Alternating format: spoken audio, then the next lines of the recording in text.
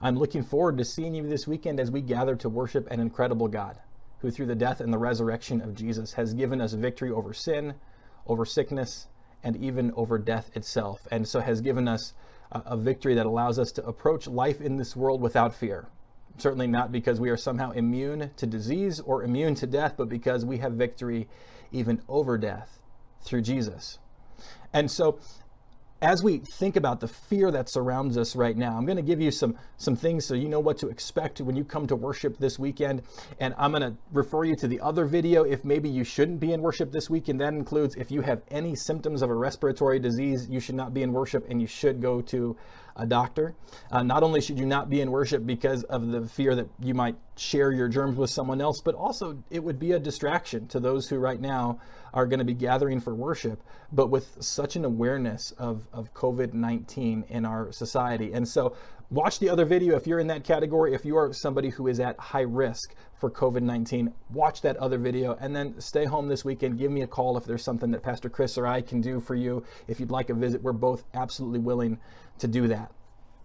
If you are able to come to worship this weekend, you're probably wondering, is Pastor going to shake my hand when I come? And the answer, of course, is absolutely. If you stick your hand out at me, I'm going to shake your hand, and then we're both going to smile, we're going to laugh, we're both going to go sanitize our hands, and we're going to try to break ourselves of that habit for this week and for the weeks to come, because we want to live not with fear, but with love. And that includes love for those who are certainly at high risk for COVID-19. It also includes love for our medical personnel. A lot of the actions being taken right now by our government are designed to slow the spread of any disease, because there's a precedent for hospitals being overwhelmed by patients with any kind of caseload. And so if we can avoid sharing germs that are going to allow anything to spread amongst us, we're going to act in love towards our community and towards our medical personnel and allow them to give their attention to those who need it the most. Because while the outbreak in our area right now is minor, if it follows the trajectory that it has in other cities,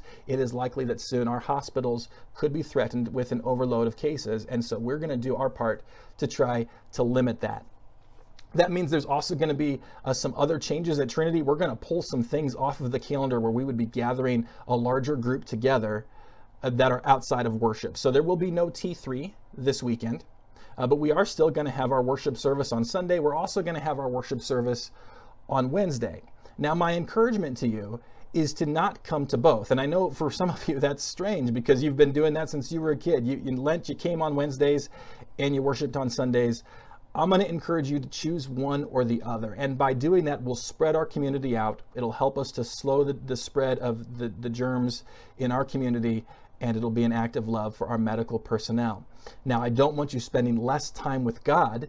We need to spend time with God now, probably as much as we ever have or more. And so you'll find resources appearing on our website so that you can spend time with God at home, with your family. If you're living alone, pick up your phone and call someone else so that you can spend some time in prayer together. Because part of what we want to do right now is we want to show love. We want to be the presence of Jesus in our world at a moment when our world desperately needs it. We have a peace that this world doesn't understand because we don't have to fear death. And so that gives us an opportunity to be the presence of Jesus as we reach out to others. And instead of turning our eyes in on ourselves, we can turn our eyes out to the needs of others. Think of those in your community who might be right now concerned because they're isolated. Those who are out of work because of the disruption to their workplace or to their industry. Think about those around you who are at high risk for COVID-19 and living in fear. Reach out, be in prayer for them, be in prayer with them, be the presence of Jesus in this community.